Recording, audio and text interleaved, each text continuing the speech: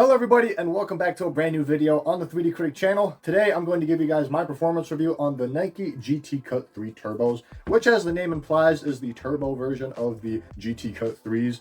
So there's going to be a lot of similarities when it comes to the regular GT Cut 3s with a few other differences that I would like to keep in mind, which I will get to in a second.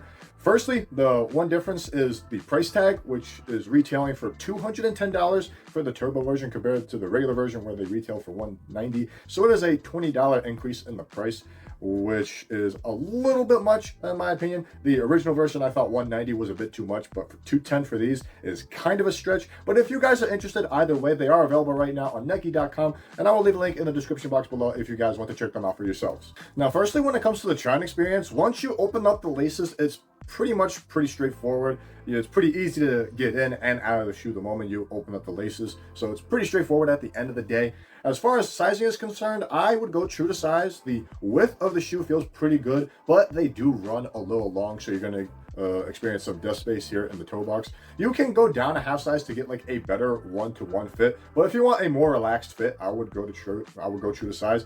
Because when you go half size down, you do experience a little bit of cramping at the beginning because of the tightness of the materials around you. But it does open up the more you break it in. So just be mindful that you do have to go through a break-in phase when it comes to the sizing, and you will experience some cramping in the beginning. As far as wide footers go, I would probably go up half a size to get like the best fit when it comes to the width of the shoe, because the shoe does run a little narrow. And as a result of that, for narrow footers, you should probably go true to size as well. Maybe go down a half size to get that nice one-to-one fit. But if you want a more relaxed fit, go true to size and you should be good to go. Now, one of the many features that are similar to the regular version is the traction pattern itself, where you get a slightly decoupled midsole made out of rubber, and you're going to get this really aggressive herringbone pattern throughout the forefoot and as well as into the heel. So it is basically exactly the same in this version compared to the regular version, where they use translucent outsole instead. And as far as how they grip, they are very similar at that. They were very grippy in the regular, and the same goes for the turbo version. It was very grippy. Lateral movements felt very quick, going side to side, and you're able to get really quick changes of direction in these. And the same goes for the vertical movements. Hard stops felt very good with a little bit of give. That way it didn't feel too unforgiving on foot. And you get a lightning quick first step, so you're going to have a nice push up on your first step, and you're going to get instant traction when it comes down to this. As far as dusty courts, they pick up a little bit of dust, but I hardly had to wipe them down. And if you need to wipe them down, in that case, it doesn't really stick. So with a quick wipe here and there, and you're going to be good to go. Just be mindful, once it picks up a little bit of dust, just wipe it off and you're basically good to go. Just like in the regular version in that case. And the same goes for the durability too. Durability to me feels pretty solid, with a little bit of peeling in the high-wear areas, along with some spots where it basically gets rid of the gritty texture that you get on the grooves themselves, especially in the top of the forefoot area and a little bit in the back half of the shoe as well. So at the end of the day, it's basically the same when it comes to how it performs as well, with the outsole that you get very grippy going laterally and vertically. Just the rubber compound is a little bit different. Now, another thing carried over from the regular version is the cushioning setup itself, where you get a full-length Zoom X midsole, but there are a couple of differences, especially when it comes to the insole. As you zoom in to the inside of the shoe, you get a Zoom X insole, which is the same insole that you get in the GT Hustle 3s, and you also get this turbo plate that you get in the bottom of the shoe, which is basically the same as the plate that you get in the regular version, but it has a stiffer feel when it comes down to it. So you're going to have a more springy feel when it comes to the forefoot cushioning. To me, they felt slightly bouncier in the turbo version compared to the regular version, and the forefoot cushioning itself is very responsive on top of it, very lively and twitchy. And with the shank plate, you're able to get a really energetic feel under your foot, so you're going to have a nice feel, very lively on your foot, just like the regular version. And the same thing goes in the heel. It does start out pretty stiff in the beginning, but once you break it in, it starts to feel very forgiving under your foot, without turning it into a marshmallow in some cases, because Zoom X itself is very nice, soft, and marshmallowy by itself. But it does have a cush line carrier, that way it doesn't become too mushy. That way it doesn't feel like you're sinking into the shoe. So it is a nice cushioning setup at the end of the day once you break it in. And the impact protection itself was very nice and forgiving when it came to heel strikes also. So very similar to that when it comes to the regular version and the turbo version. And also the fluidity is exactly the same. Transitions from heel to toe are nice and smooth due to the rocker shape that you get from the shoe. So you're going to have nice seamless transitions, and it makes it feel really snappy, and you get up to speed from basically 0 to 100 with the turbo plate that you get on the bottom. So at the end of the day, the cushioning setup feels pretty much exactly the same as the regular version, but you do get a little bit more of a snappy feel with the turbo plate, and as a result, a slightly bouncier feel. Now, one thing that is noticeably different from the regular version to the turbo version is the materials themselves. In the turbo version, you are going to get this rubberized, paneled, rippled material that you get throughout the shoe here in the forefoot, in the lateral side of the shoe, and medial, along with some more rippled patterns that you get in the back half of the shoe as well. For the tongue itself, it is a independent tongue with a little bit of padding, a little bit more compared to the regular version. The padding around the ankle area is decent at the end of the day, and the same trend continues in the heel as well. So as far as how they feel, they are pretty comfortable, but there are some hot spots in the beginning, especially in the forefoot, where you do need to give it some time to break in because it does pinch your toes every now and then initially in the beginning. But once it's broken in, it feels pretty good on foot. It feels very nice and flexible, and I didn't experience any pinching once you broke in the material. So it is kind of an improvement to the regular version. It is slightly more padded as far as the materials go.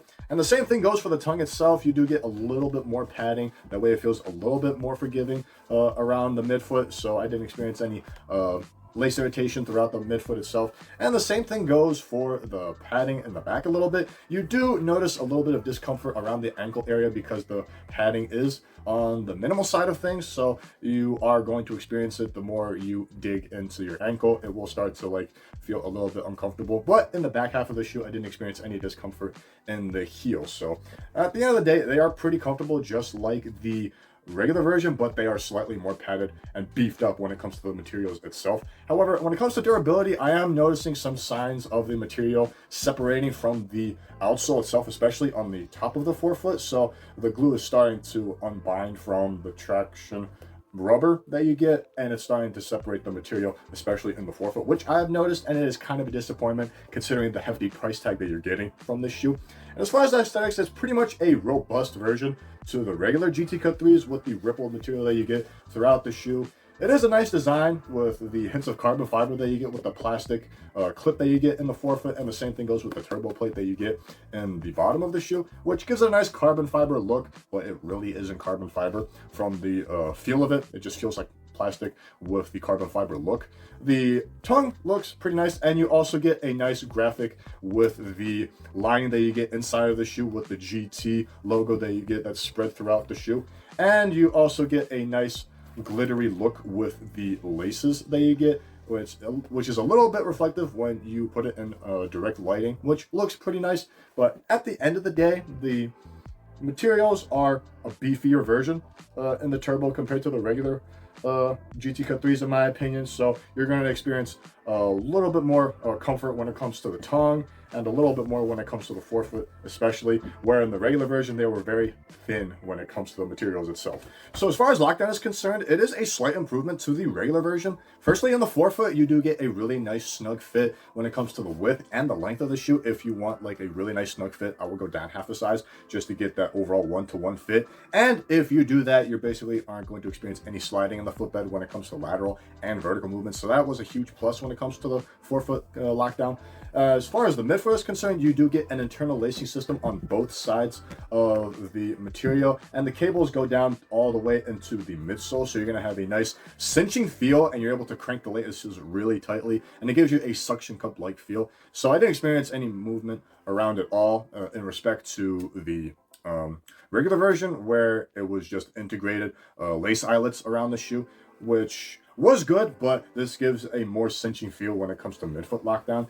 And as you move into the heel, you do get some heel slippage at the beginning. The padding is on the minimal side, but you do get reasonable sculpting. So once you break in the material into most of the back of your foot, it has something to grab, and you aren't going to experience it that much. You will experience it from time to time, but it is hardly noticeable as far as I'm concerned. So it is a slight improvement when it comes to the lockdown in the turbo version compared to the GT Cut 3s, especially in the forefoot and the lacing system that you get in the midfoot as well. And last but not least, when it comes to support, to me, I find them to be very supportive, just like the regular GT Cut 3s, but a little bit more robust when it comes to the material side of things. Firstly, as far as lateral support is concerned, it basically carries over the same midsole that you get from the regular version, and it creates this outrigger that you get in the forefoot. with a plastic guard that you get with this carbon fiber look to it, which is pretty much feels exactly the same, but you do get stiffer materials from the turbo version, so you're going to have a little bit more containment when it comes to the lateral stability in the shoe. And the same thing goes into the midfoot. You get a little bit more robust material, and you do sit within the midsole, so you're going to have some nice containment there. And moving into the back, you get this rubber rippled clip that you get along with an internal TPU heel counter to give it some really nice stability, so you aren't going to experience any instability as far as lateral cuts is concerned going side to side. So very confidence inducing when it comes to lateral cuts, and you're going to be really quick and very stable at the same time. And as far as torsional support is concerned, it's basically the same. You do get this turbo plate on the bottom, and it extends into the forefoot, so you're going to have some nice rigidity in the forefoot while keeping the shoe nice and rigid where it needs to be in the midfoot. So you're going to have some pretty nice stability as far as the torsional rigidity is concerned, giving you really nice balance. And the base is just like the regular version with a nice wide base here in the forefoot, but it does get slimmer in the back half of the shoe. So landing on your forefoot, it feels pretty planted, really flat with the flat outsole that you get, but landing on your heel could create some instability every now and then, especially when you break down the midsole.